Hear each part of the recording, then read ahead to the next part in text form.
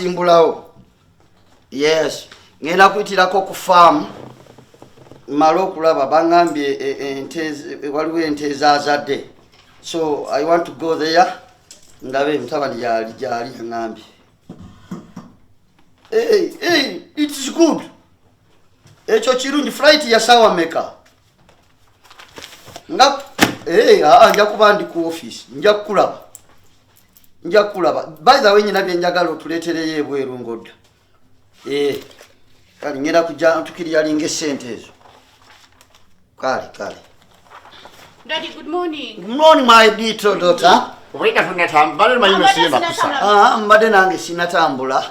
Waliwo byensoso okuteeka ku computer naye amaaso nago Mami, obadde obuuzaani? Obadde obuuzaanze oba obadde obuuza daddy? Ambadde mbuuza kitaawo. Kati ategwa kubuuza. Engoma ya church. Obadde mami angamba obadde sinnafuluma kugenda mu office. Engoma ya kereziya tulina ogikola neya mu gitwale yo bagikoli. Era nze neya mu gikale. Kasaba Kristo namugamba nze nino gikola ki? Bagitereza. Era kwe kugino nayo ku church. Kale. Mami, nsabako ku ngoma yo waneno katono. Daddy, engoma ya kereziya nnaali. Katono nnyo. Yebaako omukisa. Daddy, nsaba dakika nga 5 nkuyitiremu mu files zino. Yangu njagala genda kufamu. Brother wangambye wali ente ezazadde. Mami, wali ente ezazadde. Lalira. As reporting abadde tannangamba tulabe. Kati daddy, yesterday nayitiddeko ku Libra Vocation and Business Institute. That company? Kati buli kimu nga kiri set kuba nabadde njagalayo ebintu bya laboratory. Good. Ne tubiteekayo ebyalaani natadde ebyalaani 10 ebyabayizi ebyamasanyalaze. Yes. So kati ebyalaani byonna bitaddeyo then twabadde twetaagayo cosmetics ezenjawulo ze bakozesa mu cosmetology.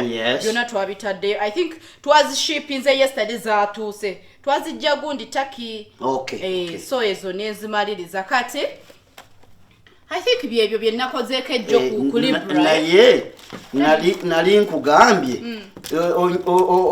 otandike n'okutambuza okuraninga kampani ya furniture. Of course ngendayo ku Tamaland Sons. Anti kati njagala okutandika okulaba report yaayo. Njagala ebintu bino. Omwana mutandika biddukanya. Omwana bena wabimukwasiza yababiddukanya. Managing director wa Tamaland Sons then in Libra Vocation. Kati batandika okukwasaganya business. Nkoye. Kakati John Farmer agitambuza bubi. Farmer atambuza bulungi. Bob atambuza bubi. Factory mwanyi. Bob yali yeetaaga genda mu bubizi. Ate kakati farming lwakuba gundi akyali Dubai naye bw'amaliriza course eyo agende ku farming eyo. Daddy, kimanyi yesterday we made some sales. Twakoze sales nyingi nnyo ku Tamaland Sons. Kuba I think I met BBS Telefina Management Marketing Team. Nembagamba batandika tulangira Tamaland Sons mu Kalacha. So I talked to them ne batandika kati twakoze sales nyingi nnyo yesterday. Sales. Njagala okompilinga ebintu tuzimanye after month.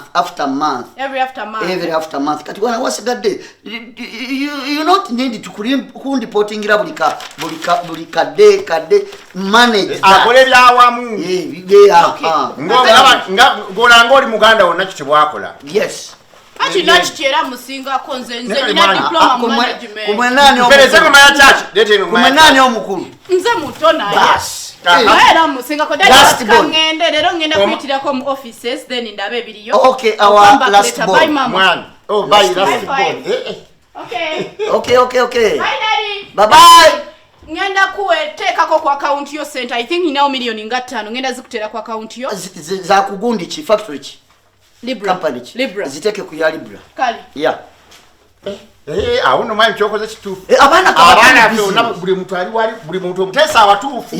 Buli omu abeerewo abadde newe tuva mu nsi kati tukaddiye. Bwe tuva mu nsi buli omu aba alina waakola ki. Pozize nga njagala okusaba munna.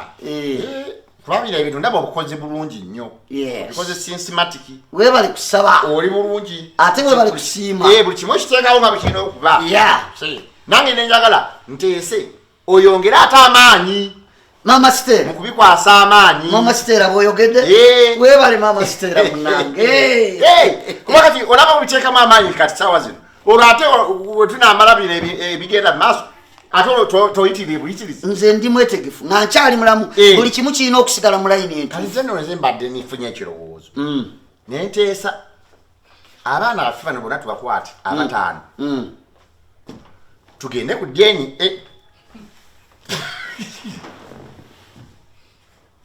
mama site olaba obakwasizza obuvunanyizibwa nga tebanagenda ku ddeeni olwo ate wetuvaayo mama site wani abaana bonna siko bazaala nze mbazaala baana bange babuwala baana nze mbazaala era nze nyaabwe nze gambye nabye amaanyi goteeseemu malungi gendagaleeta nga tomanyi abantu babeera mu kubuusabuusa naabuusabuusa n'agamba ono omwana wange oba ono si wange naye kati nze nyaabwe njagala tubatwale ku ddeeni wali owuliddeko ekigambo kyange kyonna nga kibuusabuusa oba mu ntegeka yange kati ate ekyo kigasa naye era munaye sikiwulirangako ddala naye nze mba njagala gwe kuzzaamu maanyi leka naawe kulagire ddala nti abo abaana bootegekera era ddala babo nedda taata nedda maama nze emyaka gye nnina kakati ono ye muggalanda kati ngende mu ddyeni kati ddyeni bwegamba nti si bange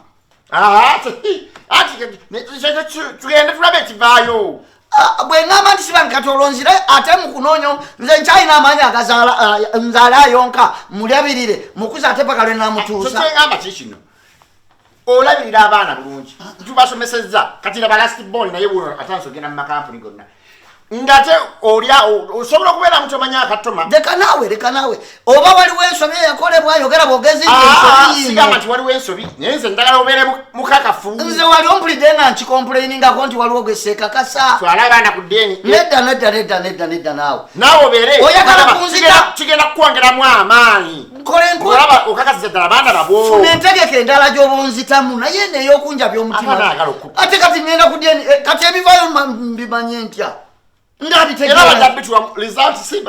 olinawo gwoteekakasa nze weyongera amaanyi ngaobaana babakwasiza kampuniani agamba nti sirina maanyi gabalabirira ngenda bakubira nti ki tugende ewandikira obagambe otya bwekibanga waliwo gwoteekakasa mugambe bugambe ono si yekitaawo nze sigenda mugeni enaawo mami tugenda tusogera mugeni kasoko mpesente zengo